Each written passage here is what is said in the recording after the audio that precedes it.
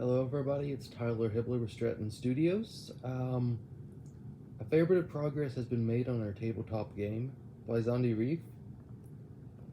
Um, we have finished 4 of the 12 factions that will be in the game. These 4 fall under the Rumeri Empire. We have also written the lore, showing the history of the Rumeri Empire from its days as the Kingdom of Ruman up until the start of the Masked King's Rebellion. We have 8 more factions to go, and we have also drafted and prototyped the designs of 9 out of the 72 miniatures, not counting the variants of a couple, where you have the option of a male or female miniature.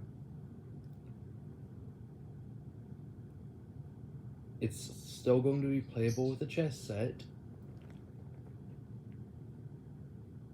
though these miniatures, we've had some commission orders for custom miniatures come in, and there is when somebody has a page or a platform that they share their painted designs on, if they're interested, I will send them a sample pack, which includes 4 miniatures from Blaesandi Rif. And we have found somebody that might be willing to paint up these miniatures and photograph them very well to be included in full color in the Manual of Warfare, which is currently sitting at 33 pages and plenty more to come. There will be, in addition to the hand-drawn map of Blaesandi Rif, the place where this game takes place, all those photographs are all going to be full color.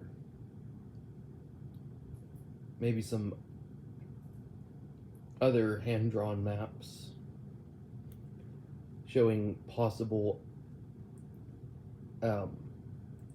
deployment layouts for scenarios. So that's not really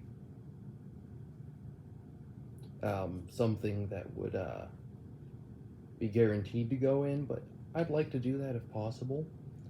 Give some a section of the book with sample scenarios that are considered canonical conflicts in the history of this war-torn realm.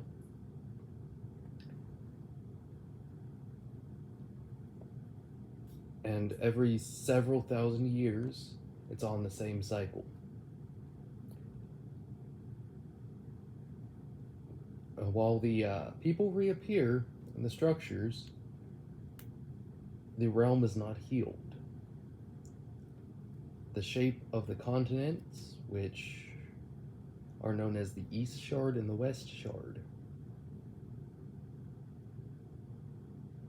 are changed.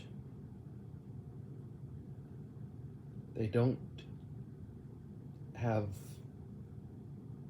any real-world plate tectonics brought into account and how continents form, because this is fantasy. There is also a statement in the Manual of Warfare that encourages house rules, as well as basically permitting players to decide amongst themselves what's correct when a rules dispute comes up.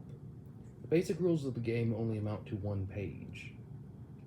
It's the different units that make up most of the book. Each has a page with their stat sheets, all the stats and stuff, as percentages, with the exception of health and speed, because the health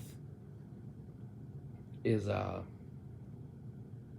fixed number to start and counts down as the unit takes damage. And the speed is how many inches a certain miniature can move each turn.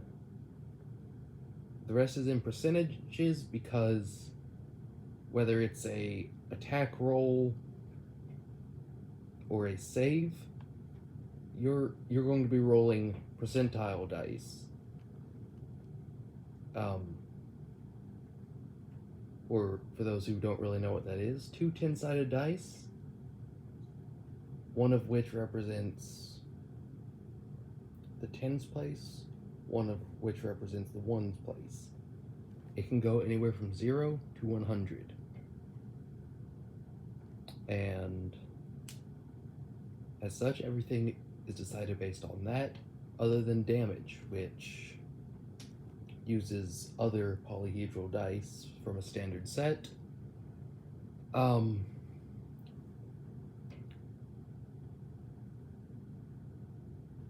The miniatures will be 3D printed in resin, and once we can get funding, we're going to have a bit of that set aside for the publishing costs for the Manual of Warfare, and several resin 3D printers and everything needed to be able to produce and sell our miniatures in-house.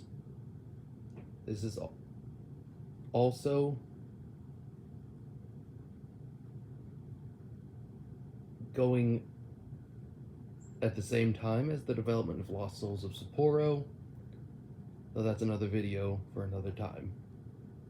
That's too early in this stage of development to really have any news on it, other than we've started outlining the plot and done a little more casting for different voice roles. But other than that, we haven't really moved beyond the idea phase on that. But anyway, just wanted to give an update on Blaesandi Rif. There are some who definitely have plenty of interest in it. And sorry for that screeching in the background, we have a parrot. In this video here, I'll be uploading again when I have another update. Until then, enjoy life. Just enjoy life. The world may be in a bad place right now, but that doesn't mean you have to be. Do what makes you happy.